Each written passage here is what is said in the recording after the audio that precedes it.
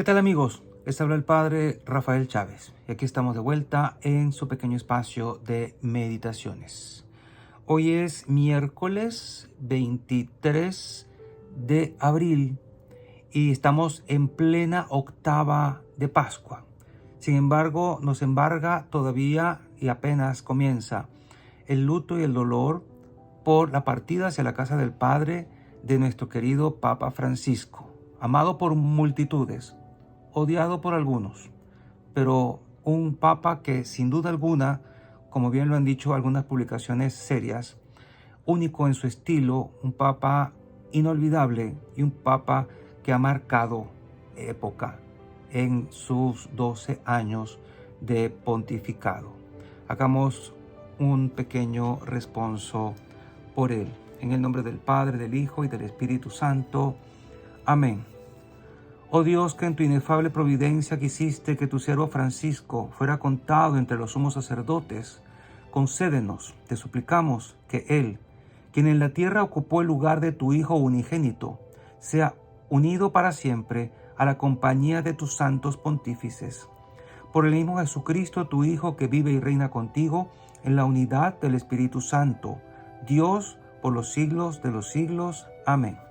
Concédele, Señor, el descanso eterno, que brille para él la luz perpetua, que descanse en paz. Amén. Que el alma de nuestro querido pontífice Francisco y la de todos los fieles difuntos, por la misericordia de Dios, descansen en paz. Amén.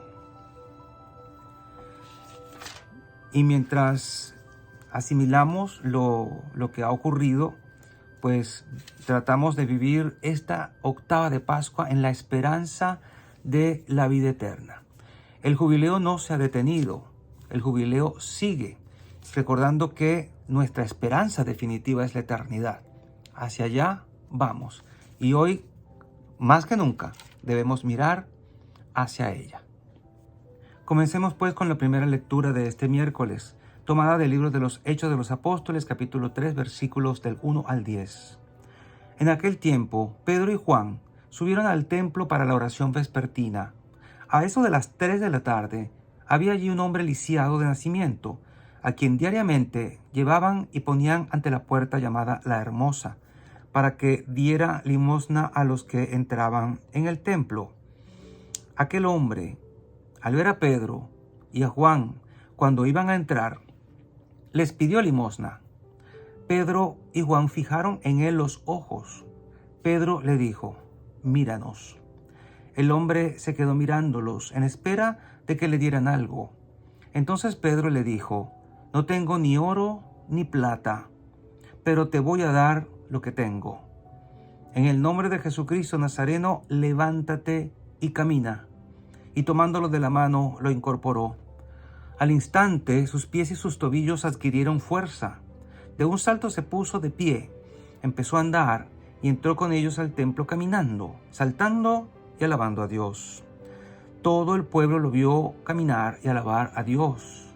Y al darse cuenta de que era él mismo que pedía limosna sentado junto a la puerta hermosa del templo, quedaron llenos de miedo y no salían de su asombro por lo que había sucedido. Palabra de Dios, te alabamos, Señor. Salmo 104. Cantemos con alegría, aleluya. Aclamen al Señor y denle gracias. Relaten sus prodigios a los pueblos. Entonen en su honor himnos y cantos. Celebren sus portentos. Cantemos al Señor con alegría, aleluya. Del nombre del Señor enorgullézcanse y siéntase feliz el que lo busca. Recurran al Señor y a su poder, y a su presencia acudan. Cantemos al Señor con alegría, aleluya. Descendientes de Abraham, su servidor, estirpe de Jacob, su predilecto, escuchen. El Señor es nuestro Dios y gobierna en la tierra sus decretos. Cantemos al Señor con alegría, aleluya. Ni aunque transcurran 1000 generaciones, se olvidará el Señor de sus promesas, de su alianza pactada con Abraham, del juramento a Isaac, que un día le hiciera. Cantemos al Señor con alegría, aleluya. Y el Evangelio de hoy está tomado de Lucas, capítulo 24, versículos del 13 al 35. El mismo día de la resurrección, iban dos de los discípulos hacia un pueblo llamado Emaús, situado a unos 11 kilómetros de Jerusalén, y comentaban todo lo que había sucedido. Mientras conversaban y discutían, Jesús se les acercó y comenzó a caminar con ellos. Pero los ojos de los dos discípulos estaban velados y no lo reconocieron. Él les preguntó: ¿de qué cosas vienen hablando tan llenos de tristeza? Uno de ellos, llamado Cleofás, le respondió: ¿eres tú el único forastero que no sabe lo que ha sucedido estos días en Jerusalén? Él les preguntó: ¿qué cosa? Ellos le respondieron: lo de Jesús, el Nazareno, que era un profeta poderoso en obras y palabras ante Dios y ante todo el pueblo. Cómo los sumos sacerdotes y nuestros jefes lo entregaron para que lo condenaran a muerte y lo crucificaron. Nosotros esperábamos que Él sería el libertador de Israel, y sin embargo han pasado ya 3 días desde que estas cosas sucedieron.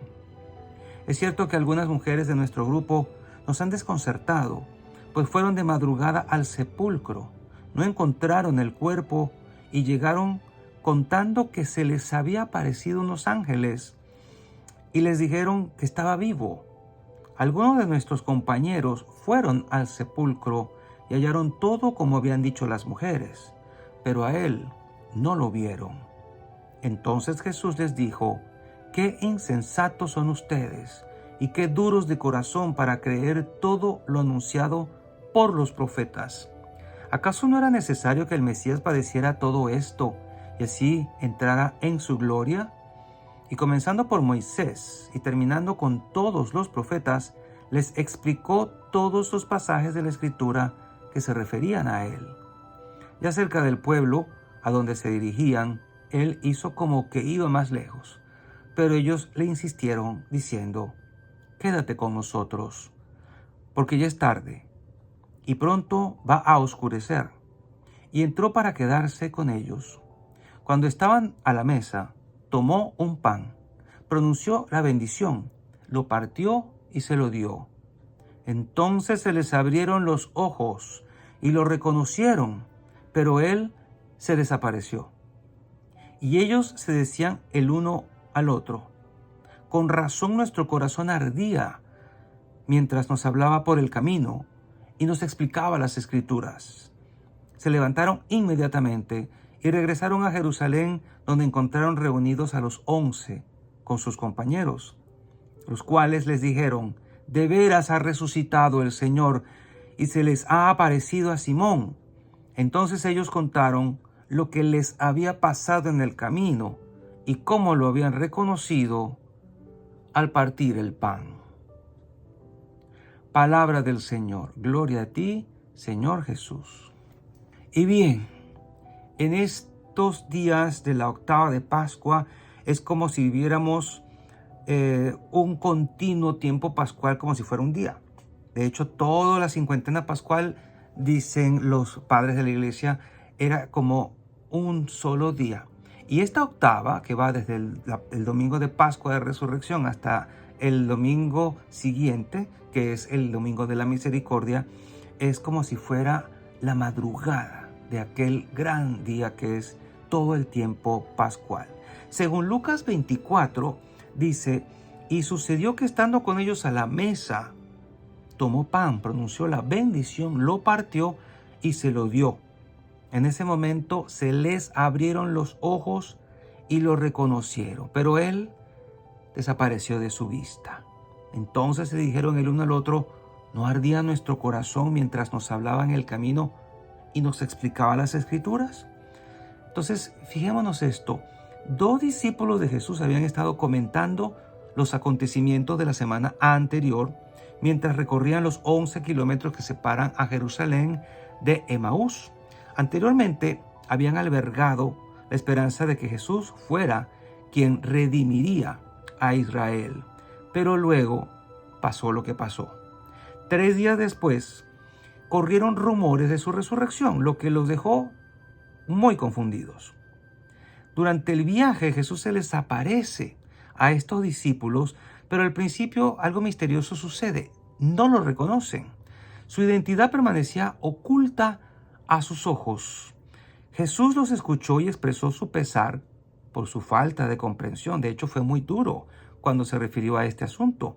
Así que les explicó las enseñanzas de Moisés y los profetas y que el Mesías debía sufrir, morir y resucitar al tercer día.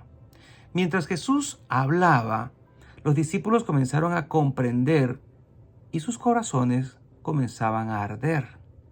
Finalmente, al partir el pan, se les abrieron los ojos para ver que era Jesús el que estaba con ellos.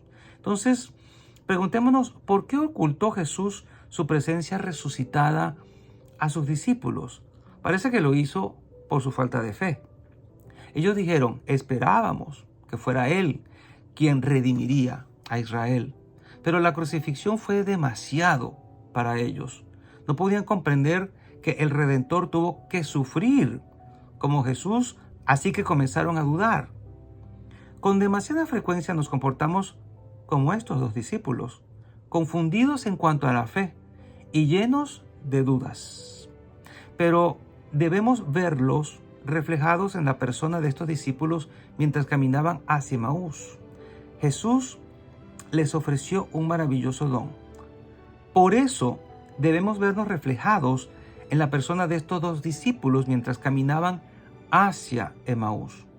Jesús primero les ofreció un maravilloso don de misericordia al ayudarlos a comprender su obra salvadora. Les explicó todo lo que las Escrituras enseñaban sobre Él. Y al escuchar las enseñanzas de Jesús, estos discípulos poco a poco fueron creyendo. Nosotros también debemos dejar que Jesús nos enseñe sobre el poder transformador de su muerte y resurrección. Debemos escuchar atentamente y dejar que nuestro corazón arda y que nosotros, al escuchar su palabra santa, también ardamos.